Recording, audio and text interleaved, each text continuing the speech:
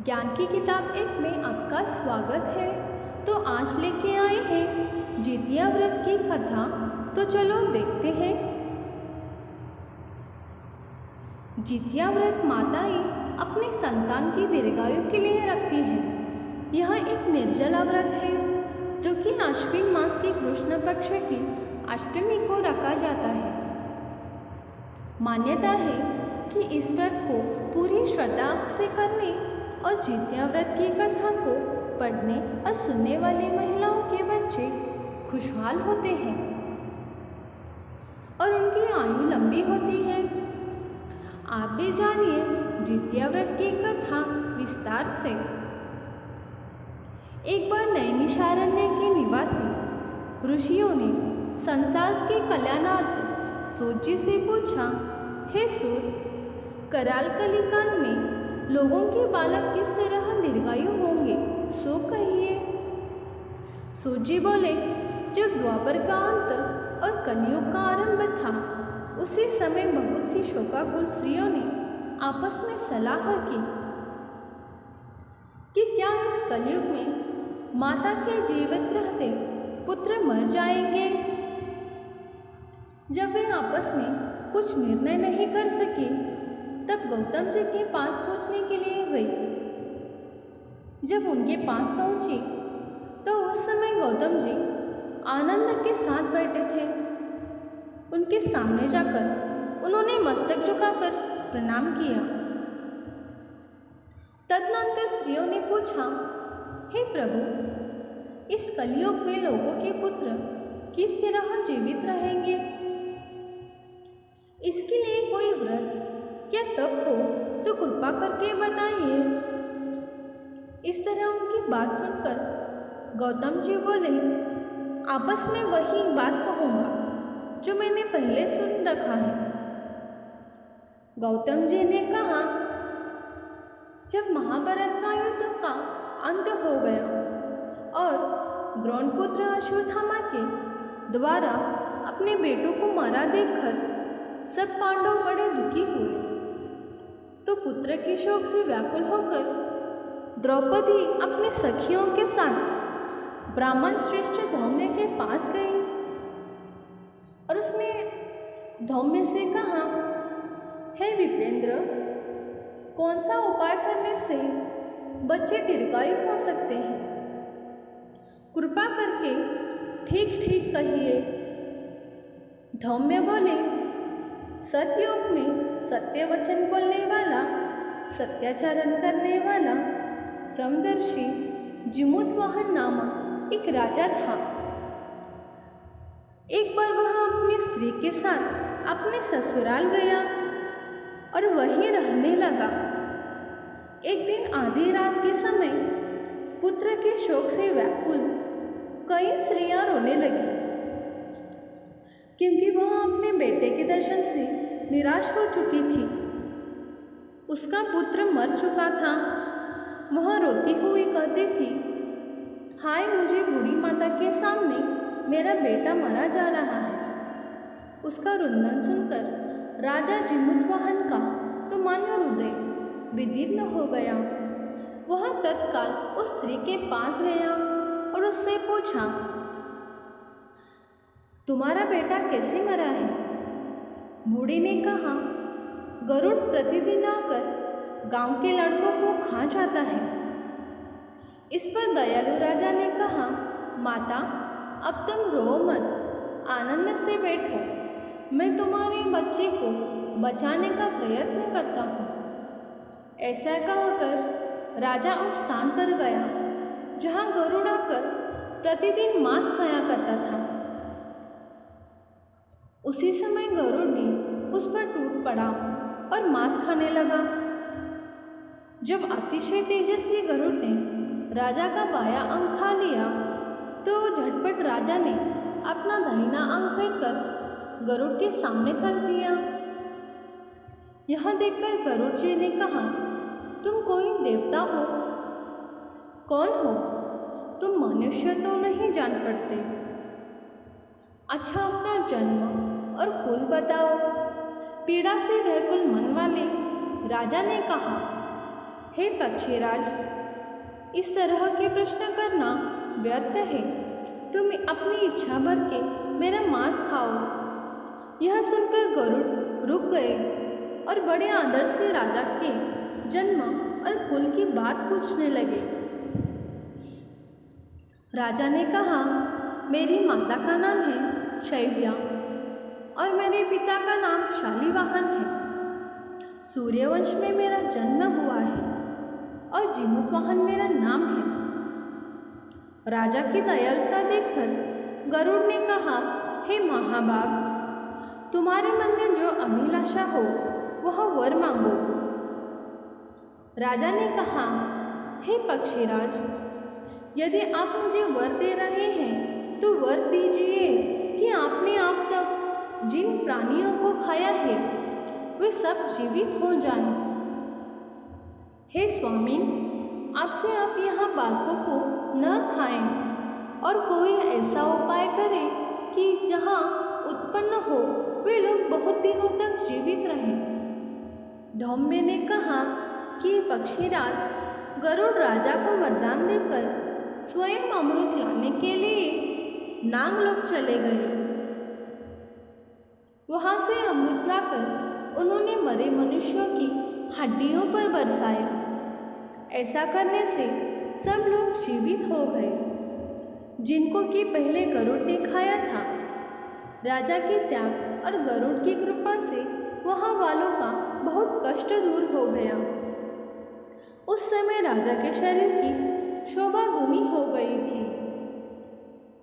राजा की दयालुता देखकर गरुड़ ने फिर कहा, मैं संसार के कल्याणार्थ एक और वरदान दूंगा। आज आश्विन कृष्ण सप्तमी से रहित शुभ अष्टमी तिथि है। आज ही तुमने यहाँ की प्रजा को जीवन दान दिया है।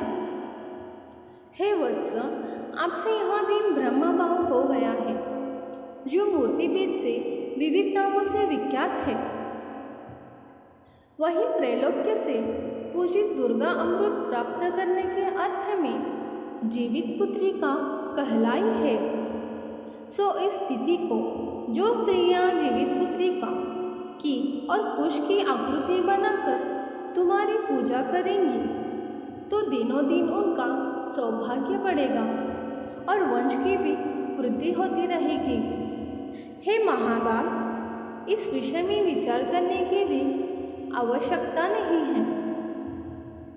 हे राजन, सप्तमी से रहित और उद्यातिथि को अष्टमी को व्रत करें, यानी सप्तमी विद अष्टमी जिस दिन हो उस दिन व्रत न कर शुद्ध अष्टमी को व्रत करें और नवमी में पारण करें। यदि इस पर ध्यान न दिया गया तो फल नष्ट हो ही जाएगा और सौभाग्य तो अवश्य नष्ट हो जाएगा। जीमूतवाहन को इस तरह का वरदान देकर गरुड़ वैकुंठ धाम को चले गए और राजा भी अपनी पत्नी के साथ अपने नगर को वापस चले आए। धौम्य द्रौपदी से कहते हैं, हे देवी, मैंने यह अतिशय दुर्लभ व्रत तुमको बताया है। इस व्रत को करने से बच्चे दीर्घायु होते हैं। हे देवी, तुम भी पूर्वोक्त विधि से यह व्रत और दुर्गा जी का पूजन करो तो तुम्हें अभिलाषित फल प्राप्त होगा। मुनिराज धौम्य की बात सुनकर द्रौपदी के हृदय में एक प्रकार का कौतूहल उत्पन्न हुआ और पूर्वासिनी स्त्रियों को बुलाकर उनके साथ यह उत्तम व्रत किया। गौतम ने कहा, यह व्रत और उसके प्रभाव को किसी एक चील ने सुन लिया और अपने सीख सियारिन को बतलाया। इसके बाद पीपल वृक्ष की शाखा पर बैठकर उस चील ने और उस वृक्ष के खोते में बैठकर सियारिन ने भी व्रत किया। फिर वही चील ने किसी उत्तम ब्राह्मण के मुंह से यह कथा सुनाई और पीपल के खोते में बैठी हुई अपनी सखी को सुनाया। सियारिन ने आधी कथा सुनी थी कि उसे भूख लग गई और वह उसी समय शव से भरे हुए शमशान में पहुंची। वहाँ उसने इच्छा भर मांस भोजन किया और चील बिना कुछ खाए पिए रह गई। और सवेरा हो गया। सवेरे वहाँ गौशाले में गई और वहाँ गौ का दूध पिया। इस तरह 9वीं को उसने पारण किया। कुछ दिनों के बाद वे दोनों मर गई और अयोध्या में किसी धनी व्यापारी के घर में जन्मी। संयोग से उन दोनों का जन्म एक ही घर में हुआ, जिसमें सियारिन ज्येष्ठ हुई और चील छोटी। वे दोनों सभी शुभ लक्षणों से युक्त थी, इसलिए बड़ी लड़की काशीराज के और छोटी उसके मंत्री के साथ ग्राहपत्य अग्नि के सामने विधि पूर्वक ब्याही गई। पूर्व जन्म के कर्मफल से वह मृगनयनी रानी हुई। जिस किसी भी संतान को उत्पन्न करती वह मर जाती थी, और वह पूर्व जन्म की बातों को स्मरण करने वाली मंत्री की पत्नी ने अष्टवसुओं के सदृश तेजस्वी 8 बेटे उत्पन्न किए और सभी जीवित रह गए। अपनी बहन के पुत्रों को जीवित देखकर ईर्ष्यावश राजपत्नी ने अपने स्वामी से कहा कि यदि तुम मुझे जीवित रखना चाहते हो तो इस मंत्री के भी पुत्रों को उसी जगह भेज दो जहाँ मेरे बेटे गए हैं, अर्थात इन्हें मार डालो। यह सुनकर राजा ने उस मंत्री के पुत्रों को मारने के लिए कई ने प्रकार उद्योग किए, पर मंत्री पत्नी ने जीवित पुत्रिका के पुण्य बल से बचा लिया। एक दिन राजा ने अपने आदमियों से उन पुत्रों का सिर कटवाकर पिटारी में रखवाया और वह पिटारी उनकी माता के पास भेज दिया। किंतु वे 8 शेर बेशकीमती जवाहरात हो गए और भले चंगे वे 8 लड़के अपने माता के पास वापस चले गए। उनको जीवित देखकर राजपत्नी को बड़ा विस्मय हुआ। अंत में वह मंत्री की पत्नी के पास आई और उसने पूछा, बहन, तुमने कौन सा ऐसा पुण्य किया है जिससे बार बार माने जाने पर भी तुम्हारे बेटे नहीं मरते? इस पर मंत्री की पत्नी ने कहा, पूर्व जन्म में मैं चील थी और तुम सियारी। दोनों ने व्रत किया था। तुमने व्रत के नियमों का भली भांति पालन नहीं किया था और मैंने किया था। इसी दोष से हे बहन, तुम्हारे बेटे नहीं जीते हैं।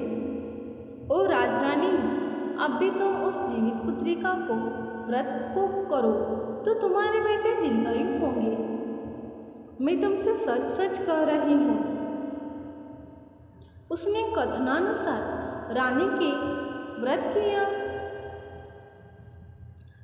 तभी से उसके कई बेटे सुंदर और दीर्घायु होकर बड़े बड़े राजा हुए। सूची कहते हैं कि सब प्रकार का आनंद देने वाला मैंने यह दिव्य व्रत बतलाया। स्त्रियां चिरंजीवी संतान चाहती हो तो विधि पूर्वक यह व्रत करें। तो ऐसे ही वीडियो पाने के लिए ज्ञान की किताब 1 को लाइक करें, शेयर करें, कमेंट करें और सब्सक्राइब करें। धन्यवाद।